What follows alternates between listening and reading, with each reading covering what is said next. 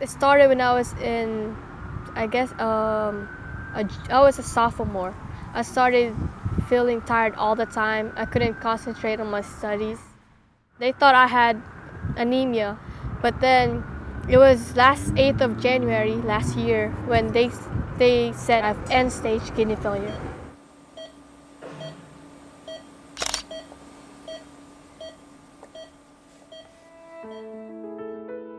Kathleen Quizon was your typical teenager.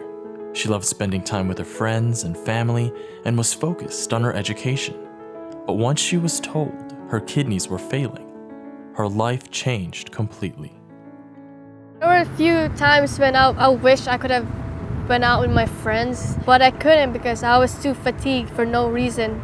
Some people would tell me, "Why are you so tired? You haven't even done anything." But they don't get the condition that I have. I feel pain in my bones, my feet are always tingling. It feels like I'm being electrocuted. As soon as I started getting sick, my grades started to fall down. But although she was in constant physical pain, there was one thing that was giving Kathleen strength. We have our worship service on Tuesdays. Since we're only 5 in choir, I keep saying with her that you can stay at home instead and relax, and then, but then she keeps saying, "No, Mom, this is my duties. One of my duties, and then I have to do this." Even in choir, when she crying because of in pain, no, you can't stop her in performing her duties. Because of her situation, though she's sick, it helped us to stand firm in our faith that, though she's sick, but still she can do everything inside the church.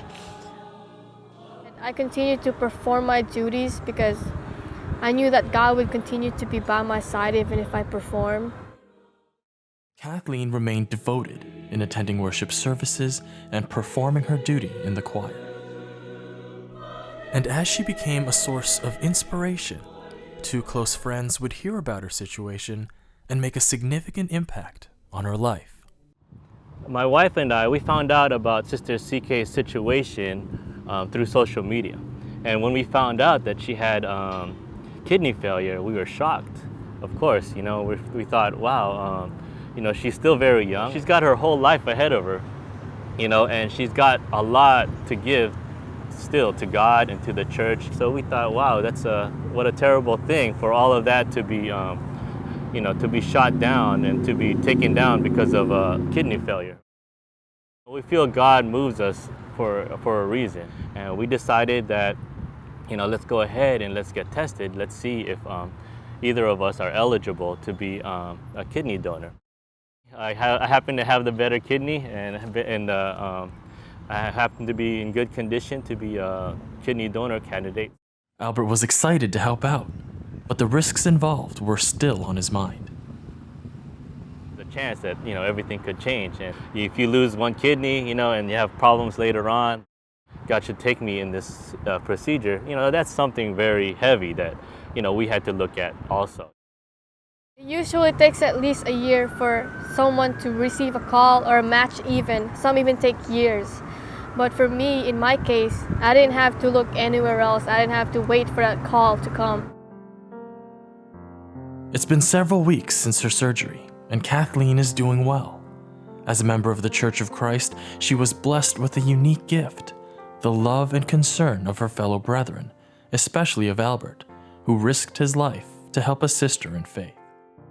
Yes, it's right here. His skin is right here. I saw how they were always, all the messages like, God bless and get well soon. And of course I felt thankful and I felt really blessed because even though they don't know me, they wished me well and everything, especially for Brother Albert. Because I wouldn't be here if it wasn't for him, and most especially Almighty God. And as far as the good things, those are obvious. You're helping a sister out. She's gonna live her life a little better. Like I said, she has offices in the church. She just, her life's just getting started, basically. And she has so much more that she can do, and she's going to do great things in her life. The biggest thing I just learned was to just trust in God, have faith in Him. I don't really dwell on the problems that I face in life because I know that God wouldn't put me in that situation if I couldn't handle it.